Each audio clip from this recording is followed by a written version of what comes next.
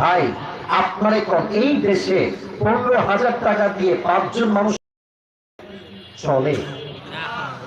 এত আস্তে কথা বলে কারে ওয়াজ করি? 15,000 টাকা বেতনে কি সংসার চলে এই দেশে? বড্ড অভাব ছিল, সত্য কথা, বড্ড অভাব ছিল। ইভেন এমন সময় গেছে যে আমি যে ভালো জুব্বা পরে একটু ক্যামেরার সামনে ভিডিও করব, আমার কাছে ভালো কোনো জুব্বা ছিল না। আমার বন্ধু, তার নাম হচ্ছে আবু হুরায়রা, তার জুব্বা আমি ধার নিয়ে নিয়ে পড়তাম। বিশ্বাস করেন, আমার কাছে সাইকেল কিনে চলতে হবে, আমার পরিস্থিতি হচ্ছে এইরকম। কোনো কল্পনাই করতে পারবো না, কোনো সময় দিল থেকে সুবহানাল্লাহ, কোনো কল্পনাই করতে পারবো না, কোনো সময় দিল থেকে সুবহানাল্লাহ।